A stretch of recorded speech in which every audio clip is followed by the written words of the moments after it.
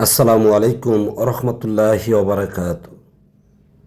পরকীয়া পাপ নয় বরং পুণ্যের রাস্তা বা পুণ্যের পথ। এই কথাটাই শুনে ক্ষিপ্ত না হয়ে মনোযোগ দিয়ে শুনুন। কারণ বৈধ ধরে নেন আপনারা বিয়ে, যদিও বিয়েকে বৈধ বলা যায় না, তারপরেও তর্কের খাতিরে ধরে নিলাম। এখন বিয়ে করার জন্যে একটা ছেলে একটা মেয়ের সাথে রিলেশন করে, একটা মেয়ে ছেলের সাথে রিলেশন করে। এই রিলেশনটা কি জামাই বউ? জামাই বউ না, অফকোর্স এটা পরনারী পরপুরুষ। এই পরনারী পরপুরুষ, এটা কি পরকীয়া নয় কি? একটু ভেবে দেখুন। এরপরে ধরুন যে যৌবন খিদার জন্যে মানুষ বিয়ে করেন, এই খিদাটাও পরক্রিয়া, অর্থাৎ এটা আপনার ইচ্ছার ক্রিয়া নয়, অর্থাৎ গায়েবীভাবে আপনার দেহের মধ্যে এই ক্রিয়া শক্তির উৎপত্তি হয়। সুতরাং বিয়ে করে যে কাজটা করবেন, এই কাজটা হলো পরক্রিয়া, ক্রিয়া না, ক্রিয়া মানে কাজ। আর অন্য ছেলের সাথে সম্পর্ক বা অন্য মেয়ের সাথে সম্পর্ক এবং রিলেশনটাকে পরকীয়া এই সমাজ বলে। এখন আসুন, আপনি প্রথম পরকীয়া করে অর্থাৎ রিলেশন করে বিয়ে করেন, এটা যেমন পরকীয়া। আরেক পরকীয়া ধরেন যে আপনি বিয়ে করলেন, বিয়ে করার পরে আপনার স্ত্রী আপনার কাছে ভালো না, না রাখতে পারেন, না শান্তি পান, না ছাড়তে পারেন। আপনি বাইরে গিয়ে আরেকটা মেয়ের সাথে রিলেশনে জড়ান, এটারে পরকীয়া করেন। কিন্তু করেন কেন? আপনি শান্তি পাওয়ার জন্যে।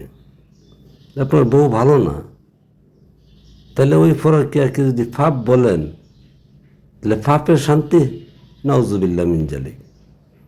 তো সুতরাং এই হলো একটা দিক। আরেকটা দিক, আপনি যেমন অন্যের স্ত্রীর সাথে বা অন্য মেয়ের সাথে পরকীয়ায় লিপ্ত হন, তেমনইভাবে একজন বউ কিংবা নারী, সেও ঘরের জামাই রেখে অন্য ছেলের সাথে পরকীয়ায় লিপ্ত হন। কিন্তু কেন হন? সে তার স্বামীর কাছে বা জামাইয়ের কাছে তার সুখ পান না, শান্তি পান না, বরং তিক্ততায় অতিষ্ঠ হয়ে বিভিন্ন অনাচার অত্যাচারে জর্জরিত হয়ে তিনি বাহিরে কারো সাথে রিলেশন করেন বা পরকীয়া করেন। তো করে যদি উনি শান্তি পান, শান্তিকে বলবেন পাপ, আর অশান্তিকে বলবেন পুণ্য। আপনার বিবেককে প্রশ্ন করুন।